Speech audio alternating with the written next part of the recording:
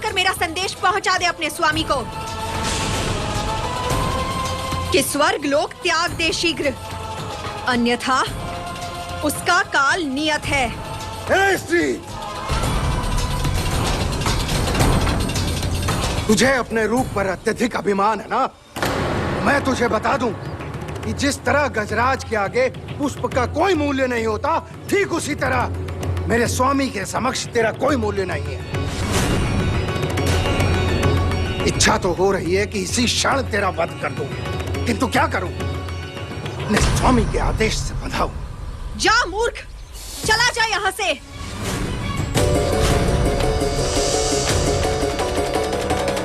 तथा अपने स्वामी को जाकर सूचना दे। कथन को वैसे ही प्रस्तुत करना जैसे मैंने कहा, यथावत यथा अनुरूप।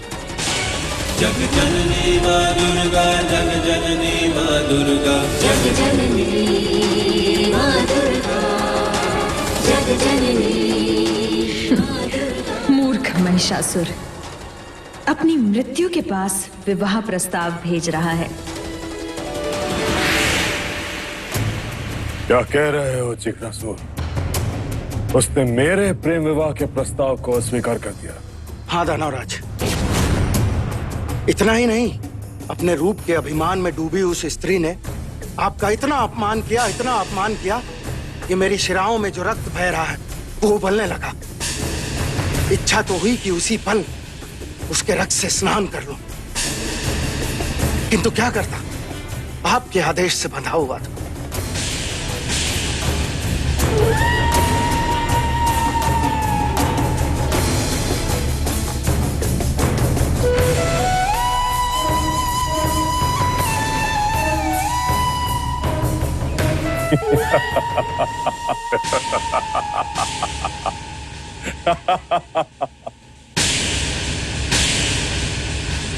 तुम पूरे मूर्ख हो चिक्सुर।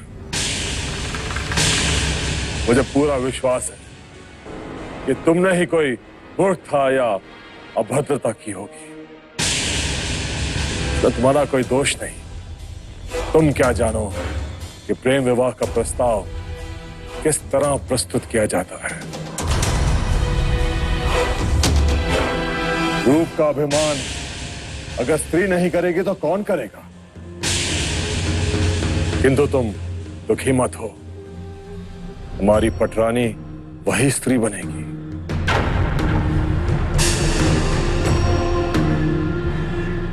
उन आभूषणों को लाओ जो हमने उस रूपसी के लिए तैयार करवाए हैं।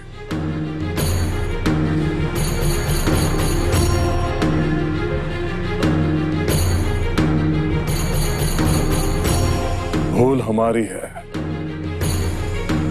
कि आभूषणों की ओर हम स्त्री का मोह समझ नहीं पाए।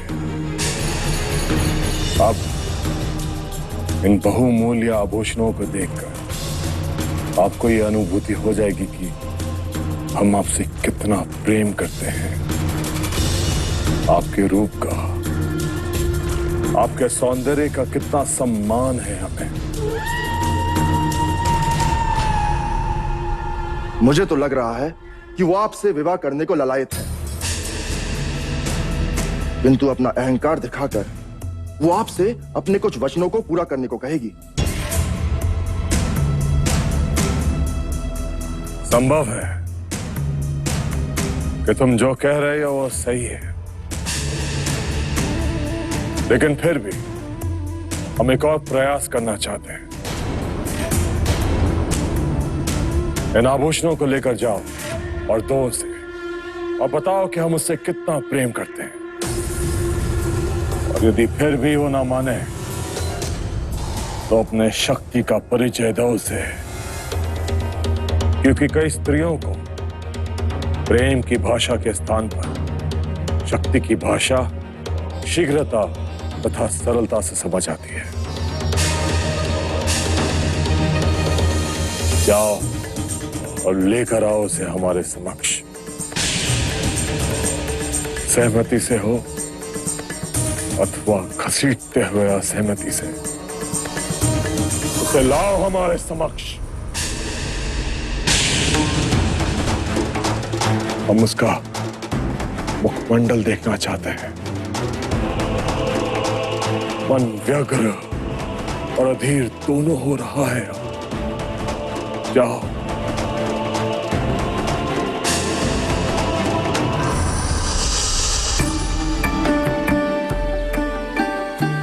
माता, आपका इस रूप में निरूपित होने का अर्थ महिषासुर का वध करना था, किंतु वो तो आपसे प्रेम कर बैठा है। एक के बाद एक प्रेम के प्रस्ताव भेज रहा है माता। वो जो भी कर रहा है हमारी माया के अनुकूल ही कर रहा है। वो उसी दिशा में अग्रसर है जिस दिशा में हम उसे भेजना चाहते हैं। प्रेम एवं श्रृंगार ने उसकी आक्रामकता को नष्ट कर दिया है। अब हमें अपनी माया से उसके मन में मृत्यु का भय उत्पन्न करना होगा, क्योंकि संसार में जिसके मन में मृत्यु का भय नहीं है उसे मारना सहज नहीं होता। इसके विपरीत जिसके मन में मृत्यु का भय बैठ गया, जान लो वो मृत्यु की ओर अग्रसर हो गया। विवाह की तैयारी आरंभ की जाए। ये विवाह ऐसा होना चाहिए कि समस्त संसार सदैव अपनी स्मृति में रखे। मैं इस विवाह से ये सिद्ध कर देना चाहता हूँ कि मुझ जैसा कुरूप भी ऐसी सुंदर स्त्री के साथ विवाह कर सकता है। आत्मबल दूंगा सभी कुरूपों को, उदाहरण बनूंगा संसार के सभी कुरूपों के लिए उदाहरण।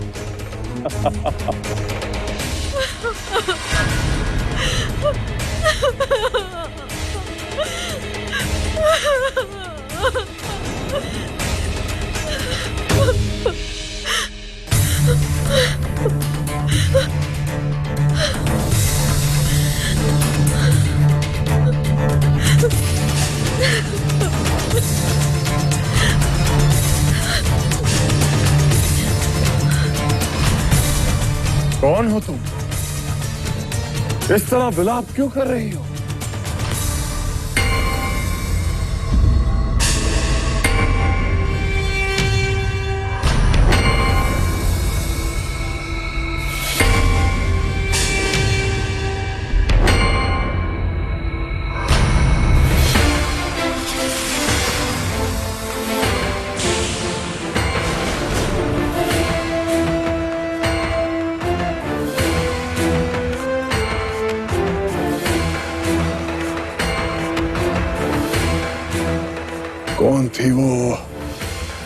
कौन थी वो स्त्री काले वस्त्र में?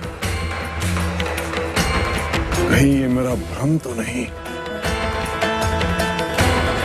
महिषासुर, ये तुम्हारा भ्रम नहीं अपितु हमारे द्वारा रचित एक अलौकिक माया है, और यही माया तुम्हारी निर्बलता का कारण भी बनेगी, जिससे तुम्हारा अंत निश्चित है।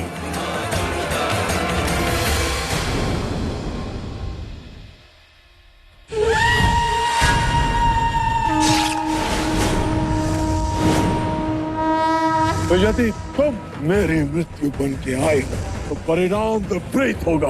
मरोगे तुम। अब समय आ गया है धर्म के मार्ग पर आने वाले छोटे छोटे घटकों को समाप्त करने के पश्चात एक बड़े अधर्मी के विनाश का।